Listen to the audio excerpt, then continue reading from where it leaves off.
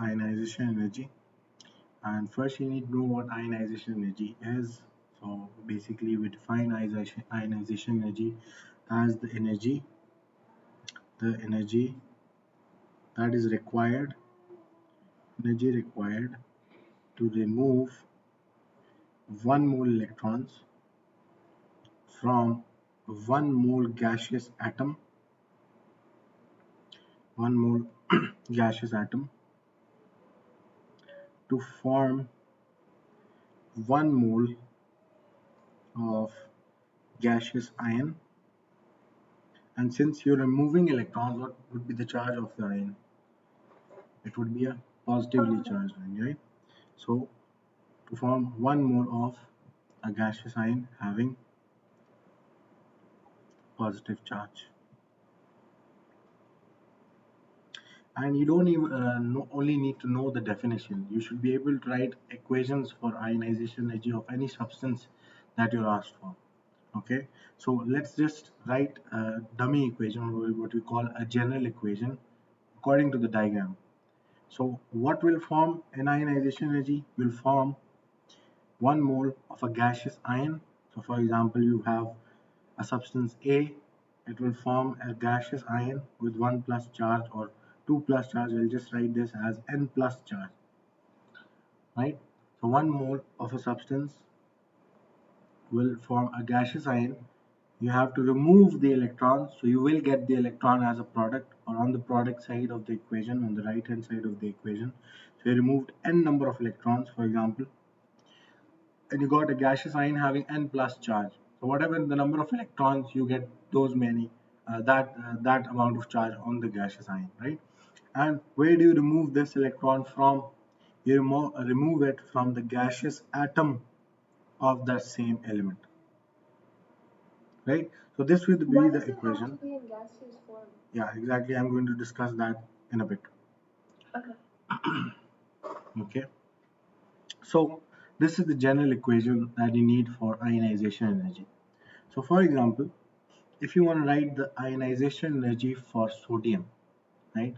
So what is the ionization energy for sodium? So sodium has 11 electrons. For example, it has 2 electrons in its first shell and 8 electrons in the second shell. We're still going to use the GCE atomic structure in some places because it's going to help us find out strength.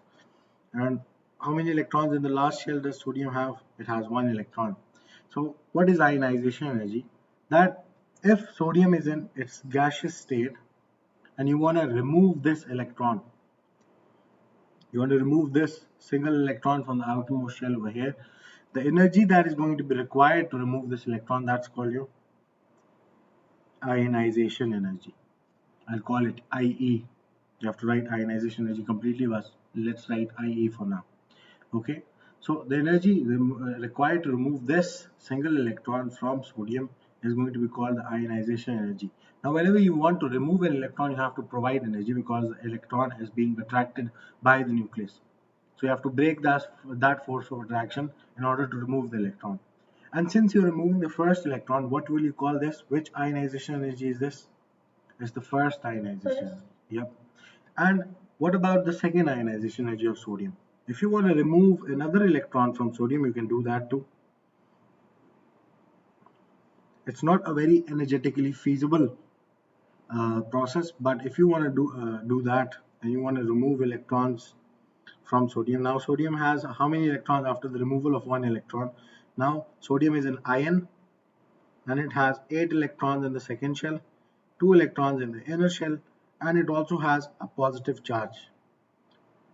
So there's one very important thing that you'll learn over here. So again, it has to be in the gaseous state. When you remove one more electron from sodium, what's the number of electrons that you're removing? Is the second electron, right? Yep. So it is the second ionization energy. The energy that's going to be required to remove this second electron is going to be the second ionization energy. All right. So if you want to write the equation for the second ionization energy or for the first ionization energy of sodium, how would you write the first ionization energy of sodium? You would say that initially you should have a gaseous atom of sodium, 1 mole of sodium gaseous atoms. You send that 1 mole of sodium gaseous atom into 1 mole of sodium gaseous ions, but since it is the first ionization energy, what will be the charge on sodium? 1 plus. Positive. Yep, 1 plus charge because you removed the first electron. And how many electrons are going to be produced? 1 electron. 1. Right? You have removed this electron from the sodium, so it has converted into a positive ion and it has released the electrons. So you always write the down 1 in front of all of them, or can we just write it as a normal? Yeah, you can write it as normal. It doesn't matter. Okay. But when you define it in terms of moles, right? You say 1 mole of sodium gaseous ions. You can't just take one atom of sodium, right? You can either take 1 mole of sodium or a specific mass of sodium gaseous ions, right? So a mole has about like Avogadro's number. Do you remember the Avogadro's number? Yeah, Yeah, exactly. So that's what a mole has, that many gaseous atoms, and from that many gaseous atoms, you will remove basically in total 1 mole of electrons, one single electron from every single gaseous atom. So that's why I'm saying 1 mole of electrons will be removed, right? So these removed electrons we're writing on the product hand side. Now, what if you have to write the second ionization energy? Now remember, in the second ionization energy, when you are performing the second ionization energy, you've already removed 1 electron, right? You have already removed 1 electron. So that means now you're not removing an electron from the gaseous atom, but instead you're removing the electron from a gaseous ion that already has 1 plus charge. Do you understand that? Now you're removing electron. Yep, exactly. So when will you perform the second ionization energy? When you already performed the first ionization energy. So now sodium already has 1 plus charge, right? So now when you remove the one more electron, now sodium goes into 2 plus charge gaseous ion, and again you've removed 1 mole of electrons from it. Is that clear? Yeah. So you need to be able to define ionization energy. Yep, you can. Yes, but in your data, in the data you'll get in exam, you'll always have these separately. Okay. But if you want to combine these equations, I'll teach you how to combine these equations. If you want to combine two equations, these are known as half equations. If you want to combine these two equations, what you do is you write them together, okay, one after the other. You write them together, one above and one below, and then what do? Well, you cancel out the species that are identical but on the opposite side of the equations. So what's identical and on the opposite side of the equation? There's this Na1 plus and there's this Na1 plus. These are identical. There's nothing identical on the opposite sides of the equation anymore. Right? So what you'll do, yeah, exactly. Now you add all the substances on the same side, you just add them. So you make one arrow, and what's on the left hand side of the arrows in both the equations? The sodium 1 plus ion was cut off, right? So you have 1 mole of sodium gaseous, and what do you have on the right hand side? You have Na1 plus Na2 plus gaseous, and how many electrons? 1 plus 1, 2 electrons. This is going to represent what process? This is going to represent the energy change in this process would be the sum of first ionization energy and second ionization energy. The total energy of this step would be the sum of first and second ionization energies, right? So let's just write a word equation. So for example, in ionization energy, a general equation, I'll call this a general equation for ionization energy. We wrote this form of general equation. Now whenever you remove electron, you remove it from a gaseous atom, and then you get a gaseous ion having a specific charge. This is just general, so you could write it for first, second, third, whatever you want to. Okay, so the general equation is, and this is for ionization energy basically, not first, not second, or not third. So what are you getting? You're getting 1 mole of gaseous ion from 1 mole of gaseous atom, right? And when you get the ion, when you remove the electron, you also get electrons on the right hand side. So this is the word equation that I want you to memorize, and if you know this equation, you can write it for anything else, right? So what if we have to write the first ionization energy, or let's go for ionization energies of magnesium. Ionization energy of magnesium. Yeah. What would be the first ionization energy of magnesium? How would you write that? So in the first ionization energy of magnesium, where are you removing the electron from? Are you removing it from a neutral gaseous atom, or are you removing it from an ion in the first ionization energy? The neutral gas. Yep, you're removing it from the gaseous neutral atom that hasn't lost any electrons yet, right? So from magnesium gaseous atom, from 1 mole of magnesium gaseous atom, you remove 1 mole of electrons, and what is the result of that? That you get 1 mole of magnesium 1 plus gaseous atoms, gaseous ions, sorry, right? What about the second ionization energy? Now we're used to seeing magnesium as 2 plus only because that is the most stable ion that it makes. But we can always remove only one electron from magnesium. Okay, so what's the second ionization energy? Now in the second ionization energy, it's always understood that you've done the first ionization energy. So now you're moving on to the second ionization energy. And in the second ionization energy, where are you removing the electron from? You're removing it from a gaseous ion of magnesium that is formed due to loss of one electron already, right? So 1 Mg1 plus gaseous that goes into Mg2 plus gaseous ion, plus again you've lost 1 mole of electrons again. What about the third ionization energy? Let's just skip third ionization energy. Let's move on to aluminium. Let's write the first three aluminium. Now you remember aluminium as aluminium 3 plus. Aluminium forms an ion of 3 plus charge. But you could write all three ionization energy equations separately. How would you write the ionization energy of aluminium? You would write 1 mole of aluminium gaseous atom. This would be the first ionization energy. Loses 1 mole of electrons. We remove those electrons, so we have to provide energy, right? So aluminium 1 plus 1 electron. This is going to be known as the energy change for first ionization energy, right? So what about the second ionization energy? In the second ionization energy, you're going to be removing electrons from an already positive ion that has lost one electron.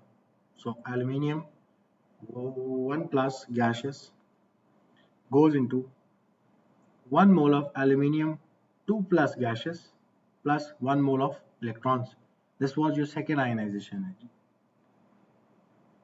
And what about the third ionization energy? So now in the third ionization, that means your ion has already lost 2 electrons. Now you have to remove 1 more electron, right? So where do you start from in the third ionization energy? You start from aluminium 2 plus, and then you move on to aluminium 3 plus that was formed in third ionization energy. That means a third electron was lost. Clear? Yep. So if now you'll be able to write ionization energy equations for anything. But there's a misconception that ionization energy is only for metals. That's not true. You can do it for any element that you want to, because you're the one who's providing energy. If you have that much energy and you want to remove electrons from non-metals, which normally tend to gain electrons, you can still remove electrons from non-metals, right? But the condition is that your substance should be in its gaseous atomic form. Now we'll move on to why it should be in its gaseous atomic form. But before that, for example, if you want to remove electrons from oxygen, right, and you want to write the first ionization energy of oxygen, how would you write the first ionization energy of oxygen? You would say oxygen gaseous atom in gaseous atomic form, not in a molecular form. Again, you need a gaseous atom, one single atom, right? So you remove electrons from this.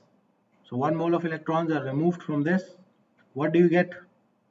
You get oxygen gaseous ion having 1 plus charge,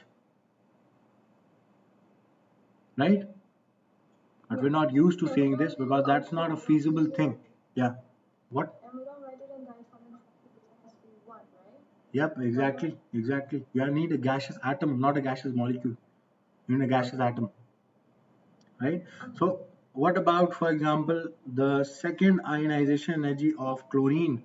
Now, the ion of chlorine, you used to seeing chloride ions, but again, this is a very energy intensive process to remove an electron from an element that normally tends to gain electrons more easily, but still you can do it, right? So what about the second ionization energy of chlorine, for example? How would you do that? And the second ionization of chlorine, what do you think? Where are you starting from? You're already starting from a chlorine's gaseous ion, which already has a 1 plus charge. So you already run the first ionization energy. So you're starting from a gaseous ion, not a gaseous atom, right? So what do you get? Chlorine 2 plus gaseous, and you've removed one electron again. Clear? So you can write ionization energy for any of the elements that you want to in the periodic table. I'll also show you this table over here in the data booklet. Look at this. These are the first 20. Yep. These are exactly. No, not religious. Always required. Whenever you want to remove an electron, you have to break the force of attraction between the nucleus and the electron. So you always have to provide energy. Okay, so we'll summarize this as that ionization energy, whichever ionization energy you're doing, is always endothermic. It requires energy. Okay, so for example, over here on this page, you can see ionization energies first, second, third, fourth of selected elements in kilojoules per mole. So basically, just to give you an idea that per mole of that substance, per mole of that element in its gaseous state, how many how many kilojoules do you need to remove the electron per mole of that substance, right? So, for example, look over here now. So for hydrogen, you can only do the first ionization energy because it only has one electron. So that's the energy you require. That is required. That is positive. That means it is endothermic. You will need to provide this energy, but to hydrogen in its gaseous atomic form, not in its molecular form, right? And what about, for example, Why would we need to remove an electron though? Is it like I understand we need for stability, but if it only has one electron, why do we need to remove it? you're not getting the point. This is basically an energy change, right? For example, in case of a compound in which hydrogen has to lose electron, in case of a compound, when we move on to energy changes, the chapter energy changes, that's where we'll use this actually, right? For now, it's just an energy change, and it is a specific energy change that you can perform on different atoms in the gaseous state, right? And for example, whenever, yeah, exactly. But whenever you form this compound, NaCl, what happens? Na has to lose the electron, right? And chloride has to gain that electron. That's how this ionic compound NaCl is formed. How does this lose this electron? Basically, it is absorbing energy from its surroundings or from the reaction conditions and enough energy to lose this electron, right? That is what's happening. It's basically conducting its ionization energy, right? Ionization energy process. And what about chlorine? That is not included in AS, but you call this electron affinity when an element adds an electron to its side. Okay. So basically, this is where it will be used.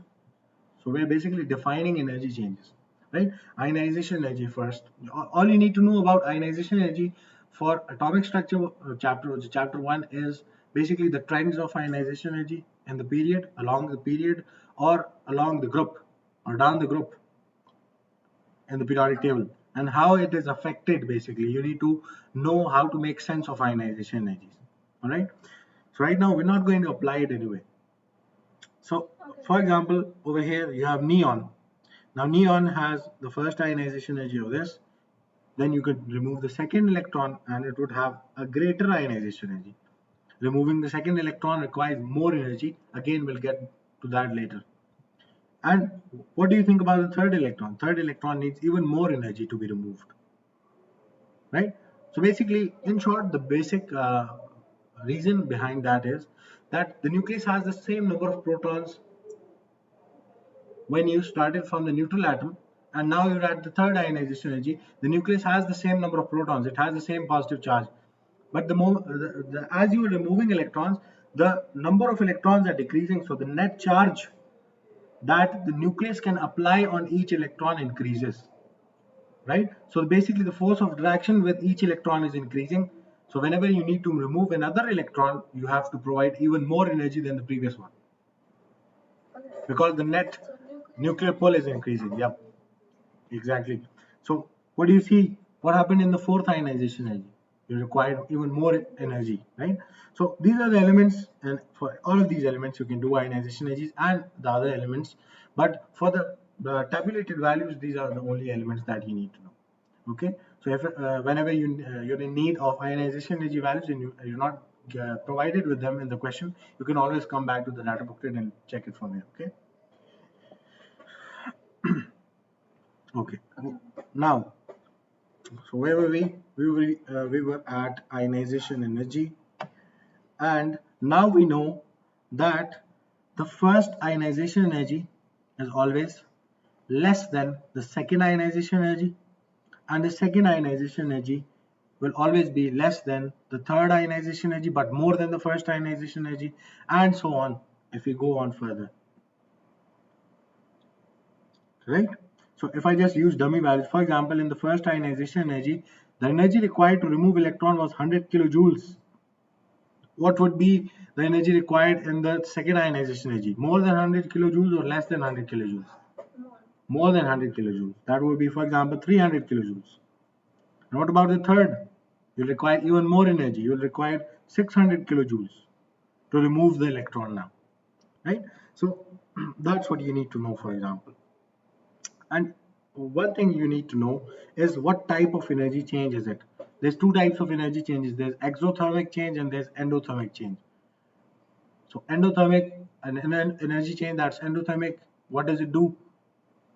It absorbs energy, it requires energy, or it takes energy from the surrounding, right? So this is an endothermic process. Why? Because it absorbs energy. The removal of electron requires energy. Remember, I wrote energy required, right? Yeah. So energy required, it's always required, it's always absorbed to remove the electron. Now this is the general definition of ionization energy. Now we need to know how to define the first, second and third ionization energies, right? So what about how do we define the first ionization energy? How do you define first ionization energy? So you'd follow the same definition, but you would tell the examiner or tell the other person that what is happening, where are you removing the electron from, and what is going to form over there, right? So if I just look at the first ionization energy equation for example, oxygen, what's happening? You're removing electron from the gaseous atom and you're getting a gaseous ion which has what charge in the first ionization energy? It has a 1 plus One charge. positive. Yeah, and what did you remove? 1 mole of electrons. So that's how we define it. We say the energy required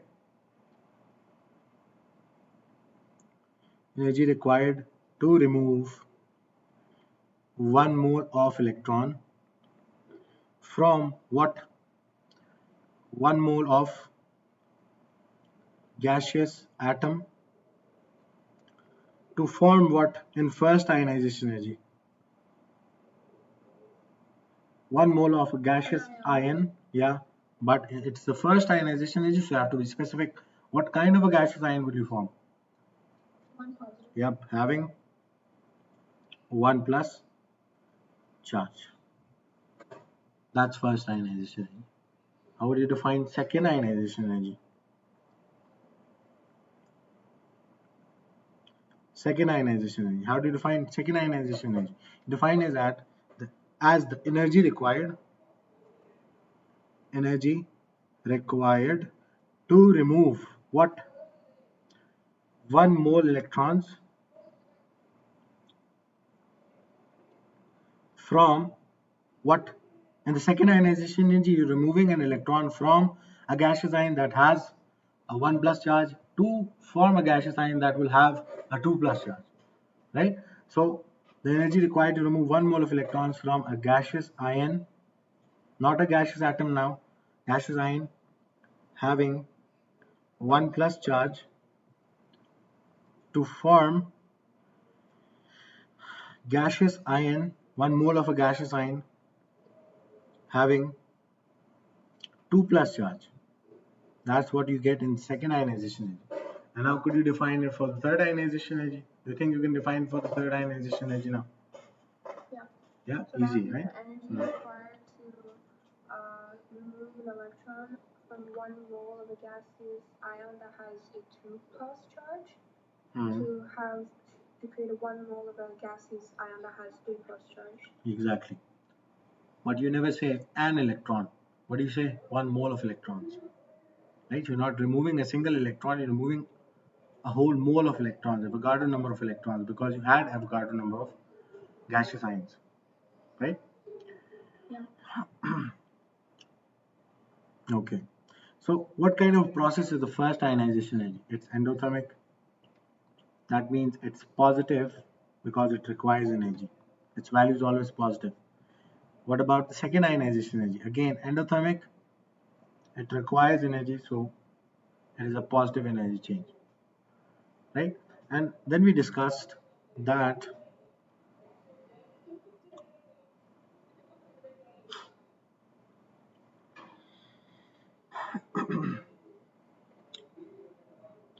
what's, yeah, or we could just write an FAQ. Why is second ionization energy greater than first ionization energy? Why is it greater? Because first ionization is from the nucleus, and that has less nuclear charge. And second ionization energy is removing an electron that's closer to the nucleus, Yeah, so bonded with more okay. energy. Great. That is about the answer, and you need to write. But we will discuss this after we have learned the factors that affect ionization energy. Okay, so we'll learn the factors first and then we'll try to apply it over here.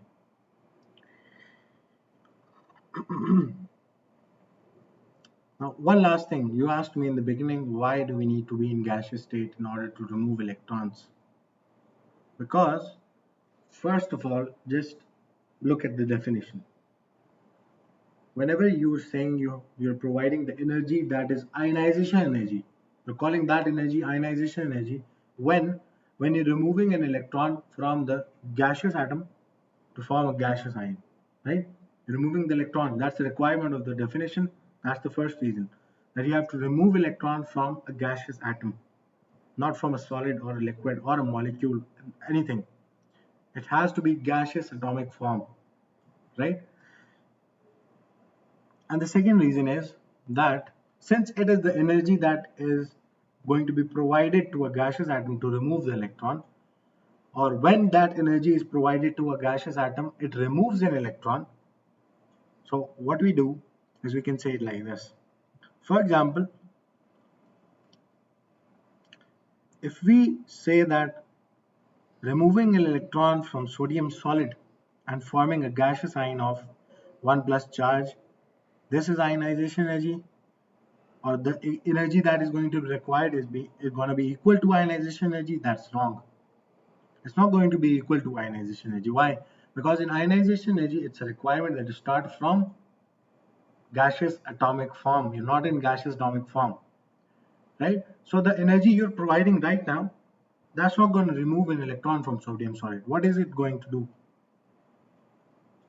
When you have sodium solid, and you know that sodium exists as monoatoms, monoatomic form, right? But when you're in solid form, the energy that you're going to provide is never going to remove an electron. Why? Because the energy that you're going to provide is going to be utilized in this metal to break the metallic bonding that was present. It's not never going to remove the electron. You understand what I'm saying, right? So the energy that you're providing right now, it's not going to be used in removing the electron. So to remove the electron, the element or atom must be in its gaseous atomic form. It's not in its gaseous atomic form.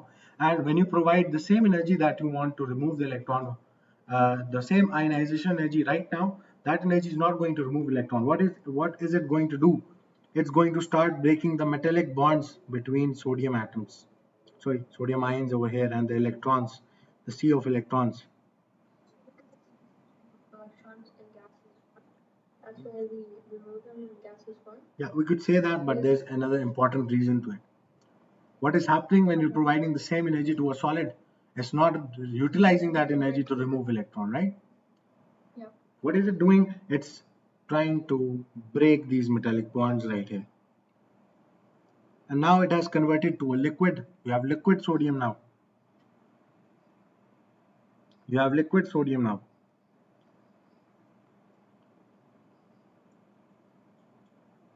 So a little more loose arrangement, but still there are still forces of attraction that when you provide ionization energy, equivalent energy right now, it's again not going to remove the electron. What is it going to do?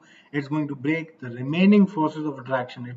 First, it's going to be utilized in breaking the remaining forces of attraction between these liquid atoms, right? So again, this energy was utilized in breaking the forces of attraction between the liquid atoms. So now what happens? Now you're in gaseous state. And what do you remember about gaseous state? When you're in gaseous state, there is minimum to no force of attraction between these atoms, right? So now when you provide the energy, what happens is it starts to remove electrons from the gaseous atoms. You get what I'm saying now? That is the reason. Yeah, that is the reason it has to be in gaseous atomic form. Now when you provide energy, it is going to remove the electrons, so that will be equivalent to ionization energy. But before, it wasn't equivalent to ionization energy. So what does this equation contain? Apart from ionization energy that took place from sodium gaseous atomic form to this is going to be ionization energy, but there are other energy changes that are included in this. What are those? There's melting, right? There's melting, what you call, basically you call fusion, enthalpy change of fusion. That's melting. So the energy that you use to melt, that energy should be included over here. It's not ionization energy only. And then after melting, the energy that you utilize to vaporize this, that is also included in this overall change from left to right. It's not just ionization energy, right? When will it be just ionization energy? When you're already starting from a gaseous isolated atom. Clear? Okay. Yeah. Okay.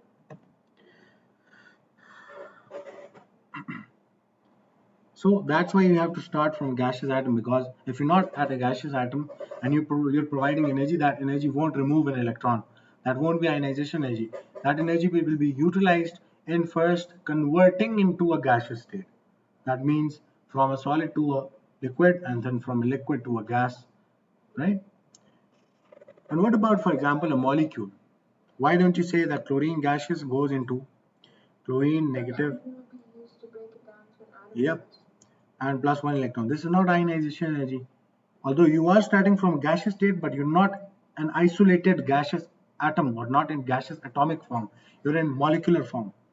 So when you provide energy, first this chlorine is going to break, right? The energy is going to be utilized into breaking this chlorine and forming chlorine gaseous atoms.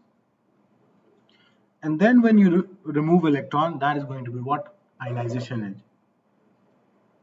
Clear? So now you get Cl1 plus gaseous and plus 1 electron. Now this is ionization energy. But if you start from here, you're basically utilizing energy to break this molecule into gaseous atoms. And then when you provide further energy, that is going to be used as ionization energy. Clear?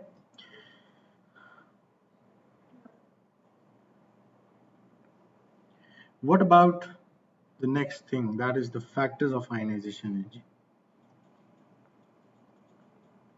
So how many factors are there to ionization? There's only 3 factors, and you always have to discuss these 3 factors whenever you're trying to differentiate between 2 elements, or if you're trying to, for example, explain a trend along a period in the periodic table, or along or down the group in the periodic table. You always have to explain these trends, right? So let's just discuss the factors first. First factor that affects ionization energy is the nuclear pull.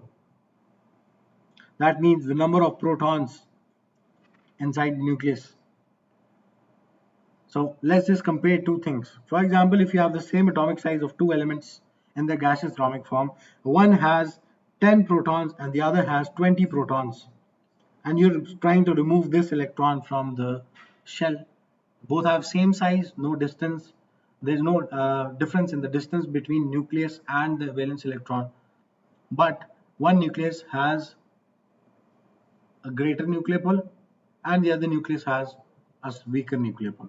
So what happens is that the force of attraction between nucleus and the valence electron that you're trying to remove, where is it stronger?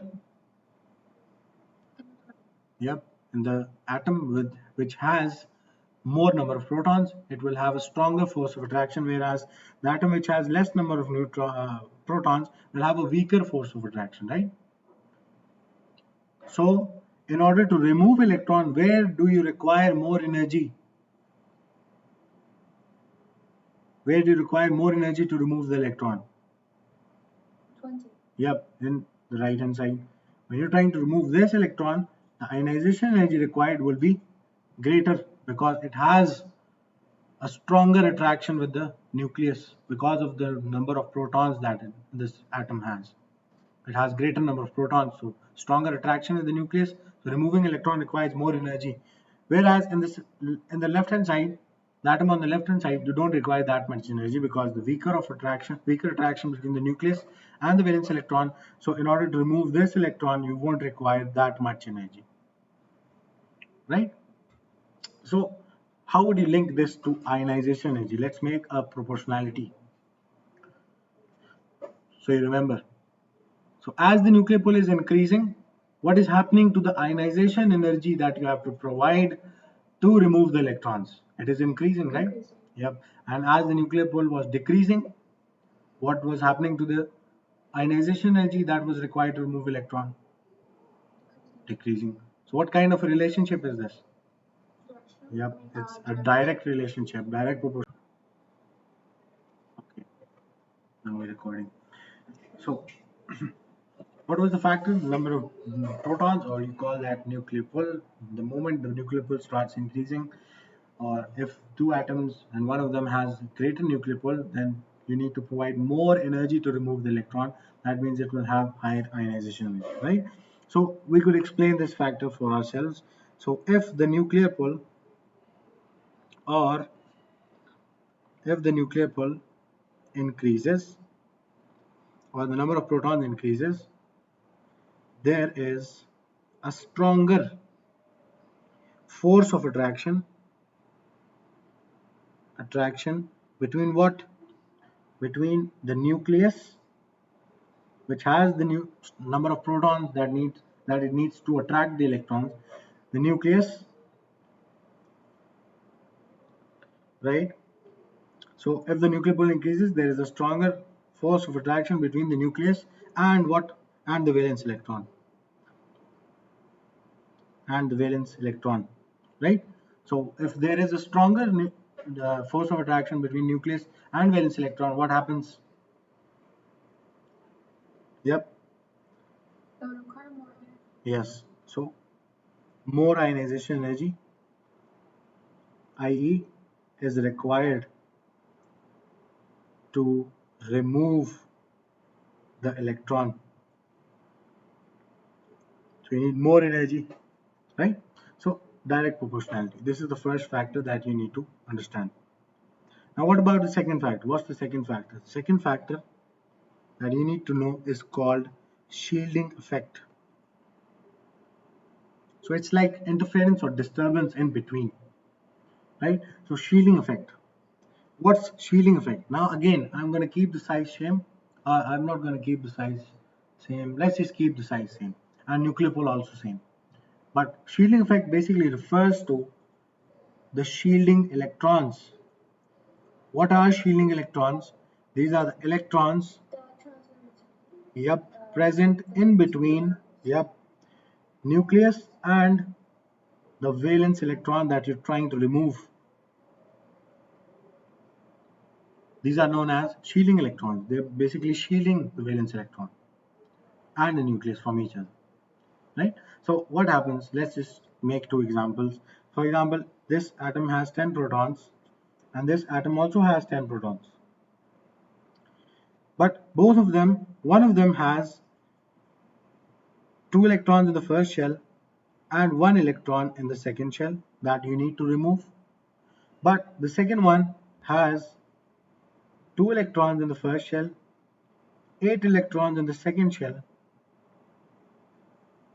and then 1 electron that you need to remove is it's in the valence shell right here. This is the electron you're trying to remove in both cases, right? So what's different in both of them? Let's assume their atomic size is same. Let's assume but we just stated that their nuclear pole is same. So what's different? The electrons in between the nucleus right here, and the valence electron. These electrons in between, what are they known as? These are known as the shielding electrons. Yep, shielding electrons. These are my shielding electrons that are going to basically interfere or cause disturbance in between the attraction that the nucleus has for the valence electron. Right? So what happens is that this atom A and this is atom B. Atom A has less number of shielding electrons. So what will be its shielding effect? Less shielding effect. Yep. So less shielding effect. It has less shielding effect. We'll discuss that later. Wait. What about B? B has more shielding electrons. How many are the shielding electrons? These are 2 over here and then 8 over here. It has 10 shielding electrons, whereas atom A had how many shielding electrons? 2 shielding electrons, right? So it has 10 electrons, 10 shielding electrons, more number of shielding electrons, so more shielding effect.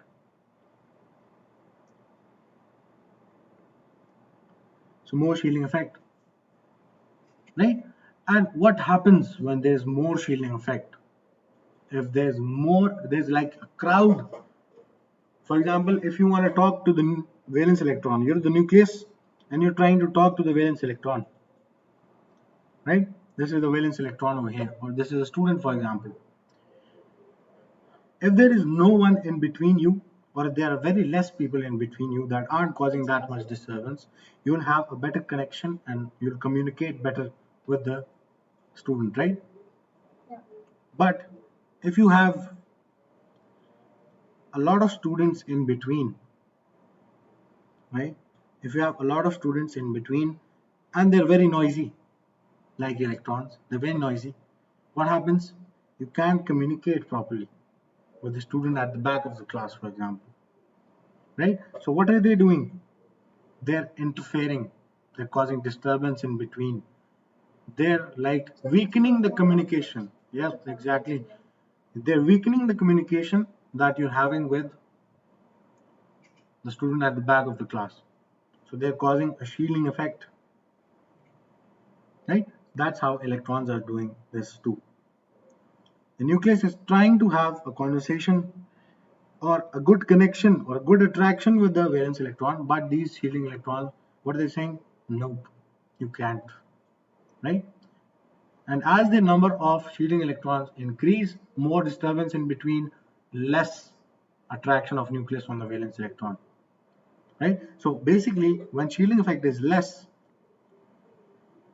how's the attraction of nucleus? How's the attraction of nucleus? Will link everything up. Yep. Yep. Stronger attraction. between what? Nucleus and valence electron. But more shielding effect results in, yep, weaker attraction between nucleus and valence electron. So what can we say? How much energy is required in the first case when there's less shielding effect? There was stronger attraction. So what do you need? More energy? Yep. You would need more ionization energy to remove electron, right? Because the nucleus has stronger attraction, you need more energy to remove the electron. But in case of weaker attraction, when more shielding effect was present, there was weaker attraction. So how much energy now do you need? Less energy, right? Less energy to remove electron. So let's just link two things now. Now we know the reasoning. We know the link in between. Starting from the shielding electrons, there was more shielding effect. More shielding effect leads to weaker attraction of nucleus and valence electron, and weaker attraction leads to less ionization energy required to remove electron, right? So let's just link two things. How do you link shielding effect and shielding effect and ionization energy? How would you link those? So let's see. Yes, exactly, inversely proportional to each other, right? Why? Because less shielding effect required more ionization energy. That is an inverse of each other, right? And more shielding effect present, then less ionization energy is required to remove electron. So what kind of a relationship? It's an inverse relationship. So you just need to memorize this, and the reasoning you can always figure it out using these explanations over here, right? So you could always start from what the shielding effect looks like, okay? And with that amount of shielding effect, what should be the attraction kind, what kind of attraction should be there? And if there's more attraction, how much ionization energy is required? Do you need a large amount of ionization energy or a small amount of ionization energy, right? But if you directly link these two factors, shielding effect and ionization energy, so that's why it's a factor of ionization energy, because shielding affects the amount of ionization energy you will require to remove the electron. Okay. What about the third factor? This is the last factor for ionization energy, and that is atomic size. Or at your level, I think we should call it distance between nucleus and valence electron. And remember, whenever you're talking about one factor, you always keep others constant in order to find out what effect it has. Right? So if we're talking about distance between nucleus and valence electron, you're basically talking about the atomic size. So for example, if you have 10 protons in this case and 2 electrons over here that are causing shielding, and this is the electron that you want to remove from the valence shell. And in the other case, you also have the same number of protons, and same number of shielding electrons, but the electron that you're trying to remove is over here. So basically, can I say that the atomic size is greater on the right hand side? The atom on the right hand side has greater atomic size. Yep, it has greater atomic size.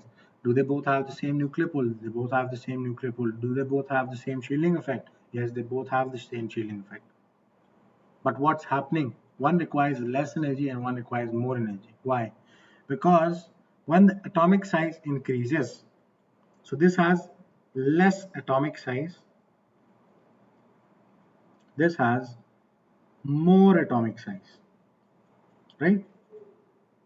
Or we could say smaller atomic size and larger atomic size. That would be better. Smaller atomic size, and this is larger atomic size. So we could write this in other terms too. Distance between the nucleus and the valence electron. What's the distance between nucleus and valence electron like? Less distance on the left hand side between nucleus and valence electron. What about on the right hand side? Yeah, more distance between nucleus and valence electron. Now what happens when the distance increases?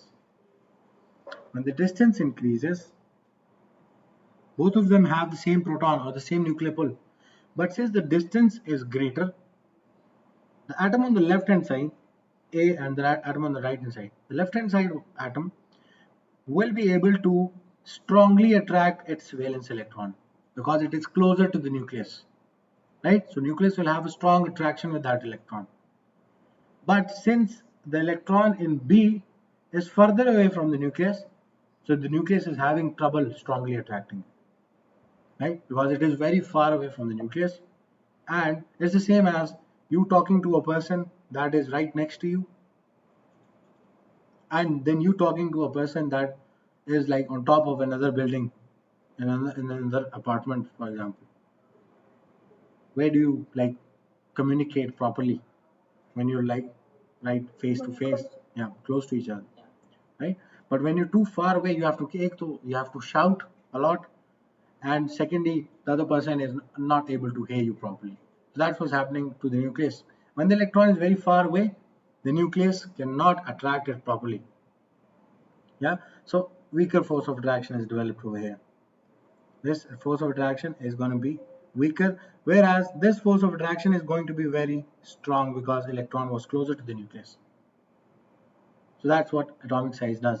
So when you have less distance between nucleus and valence electron, what kind of attraction do you have?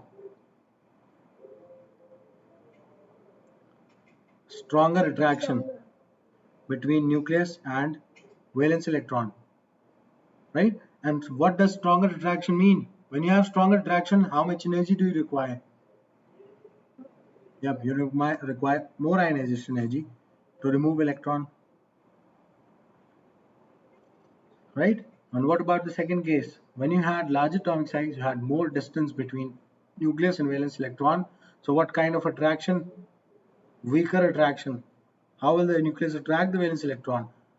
It will have a weaker attraction with the valence electron, right? And weaker attraction means that now you don't need as much energy to remove the electron. You can remove it easily with less amount of energy. So less ionization energy is required to remove electron. So what kind of a relationship do you have with atomic size or distance between the nucleus? So less distance. Yep. No, let's figure it out.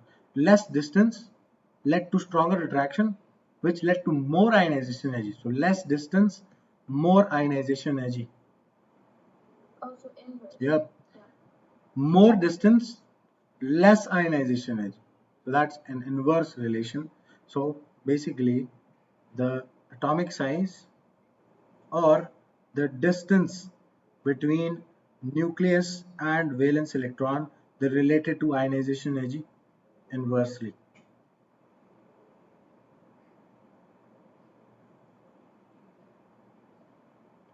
Okay. Are you clear on these factors now? So these are the only three factors that you need to discuss to explain ionization energy, right? So for example, if I ask you that, let's do an FAQ related to this. Why is second ionization energy of magnesium, for example, greater than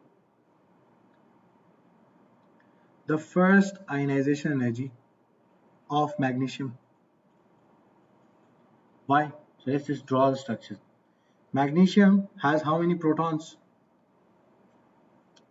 It's Mg12, 24, right? So Mg has how many protons in the nucleus? 12 protons. That's the proton number of Mg. Let me draw it larger. So this is the nucleus. It has 12 protons. And when you're removing the first electron, so you have 2, 8, 2. Again, we'll just use the GCSE version of atomic structure to figure it out, right? So this is our nucleus. The first shell would have 2 electrons, the second would have 8 electrons, and the last shell would have two electrons again. When you're talking about the first ionization energy, you're removing this electron from here, right? Okay. Now, right now we cannot say anything. Let's just compare it to the second ionization energy structure. Let me draw the second ionization energy structure on the right hand side. Now, when you're talking about the second ionization energy, you've already removed this electron.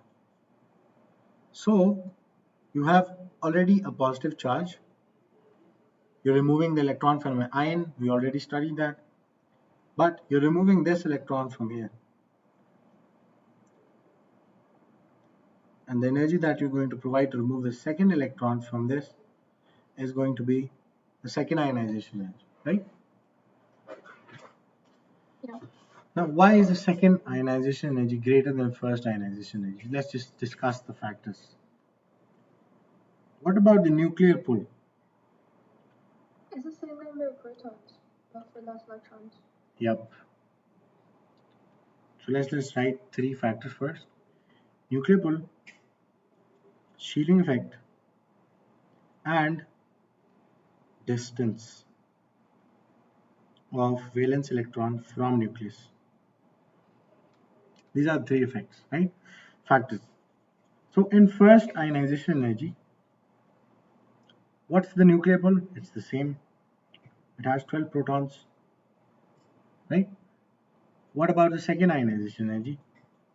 It also has 12 protons. Nuclear pull is same, right? Number of protons are same, not the nuclear pull. Number of protons are same, right? What about the shielding effect? Both have same shielding effect, right?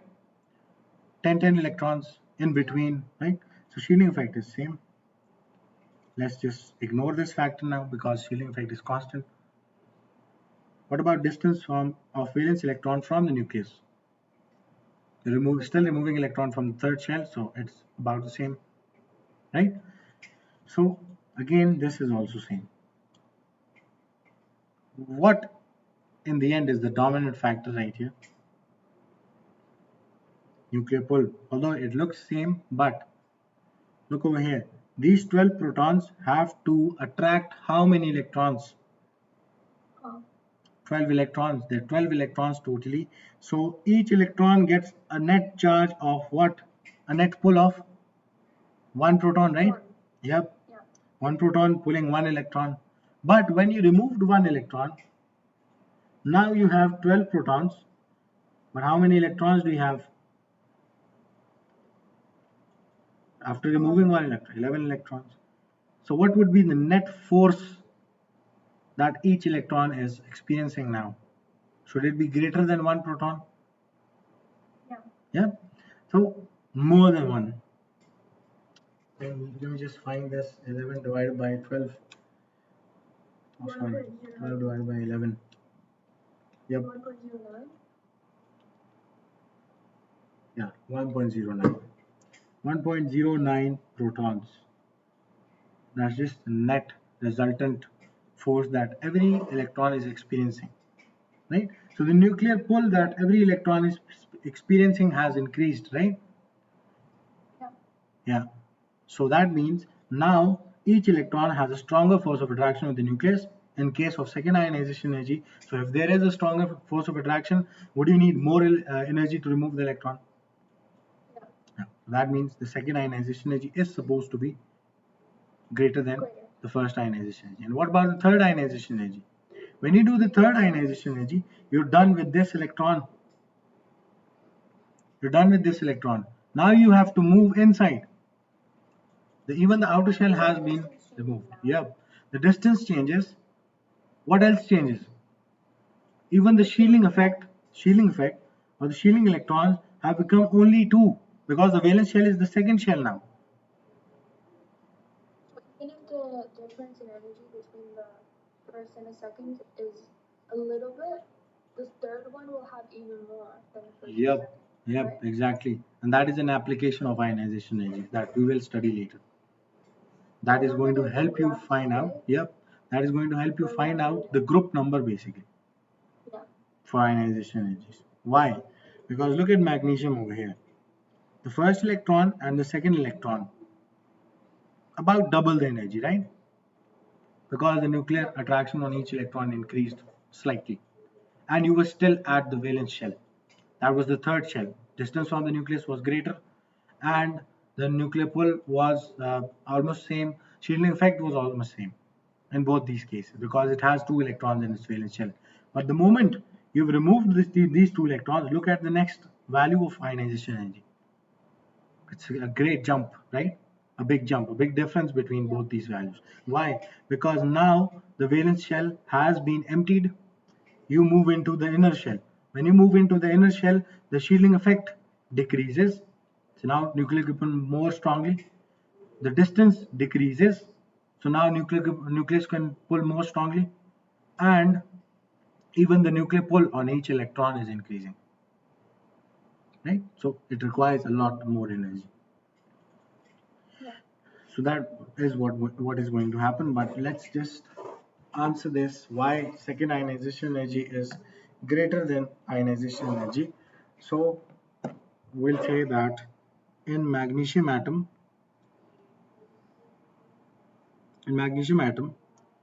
12 electrons are experiencing are experiencing a nuclear pull of a net nuclear pull. Let's just say a nuclear force. Let's just say a nuclear force, nuclear attraction from 12 protons, right? But in magnesium 1 plus ion,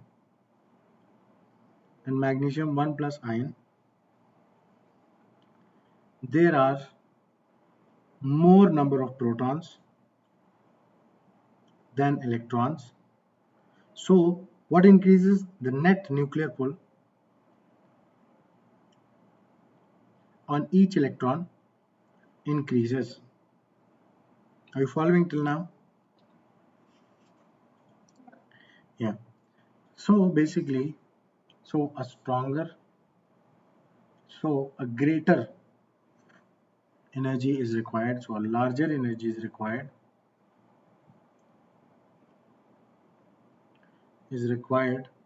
to remove electron in Mg1 plus ion compared to Mg atom, gaseous atom, right? Because the gaseous atom had a net nuclear pull that was less than the net nuclear pull that every electron is experiencing in the Mg1 plus ion. So the Mg1 plus ion has one less electron, that means one more proton to attract electrons. So stronger attraction. Now what I want you to do is answer this later. Why the first ionization energy of aluminium is lesser than the second ionization energy of aluminium, and why is the third ionization energy of aluminium greater than the second ionization energy. Okay, let's just say first and second ionization energies. Okay, so just make the GC structures of these ions and atoms and then try to figure out about from those three factors what is changing in each case. Okay. All right. Homework or No, for homework. Try to figure it out. Give as much of a comprehensive answer that you can give. Okay. Try to link everything up together. Now what you have to do is, and you do understand the factors, right? Three factors and how they link with ionization energy. Yeah. So what's next is the trend of ionization energy. I need to know two types of trends. There's one trend that you're going to check across the period, across any period. If you move from left to right on the periodic table in any period, how does the ionization energy value change from left to right? As you can see in the periodic table, that when you move from left to right, what happens to the proton number? Yeah, what's happening to the proton number? Increases. It is increasing, right? It is increasing. So So, the ionization energy also increases. nah, we cannot just say that. We also have to consider the other factors, not just on the basis of nuclear pull. What happens to the shielding effect? We also have to consider that. What happens to the distance of the nucleus and valence electron? What happens to that? We also have to consider that. And then in the end, whatever out of these three factors, whatever basically result that these factors are favoring, that will be our final conclusion, right? So if nuclear pull says it should increase, shielding effect says it should decrease, and then atomic size also says it should increase, who do we listen to? We listen to the two factors that were in the majority, and they said that it should increase. What about down the group? Down the group, it says nuclear pull increases, shielding effect increases, and atomic size also increases. Now, who do we listen to? So we're going to figure out, okay, how many factors are in favor of increase and how many factors are not in favor of increase. So whoever wins, they win. That's what the trend is going to be along the period or down the group, right? So across the period, you need to remember this. Okay, in this, you need to remember that there's one general increase, general trend, and then there's one in-depth group versus group trend. Okay, in the general trend, we're going to ignore some things, but in the group versus group, we're going to go in a lot of depth to check if one group in the period should have a more ionization energy compared to the other group, right? So the general trend is very easy. You can state it in like 10, 2 to 3 minutes. You can understand it. But the group versus group trend is going to be a little confusing at first. And the second type of trend you need to know about the ionization energy is what happens to ionization energies when you move down the group, right? So down the group. That is going to be the second type of trend that you need to understand. Okay, two trends. And even in this group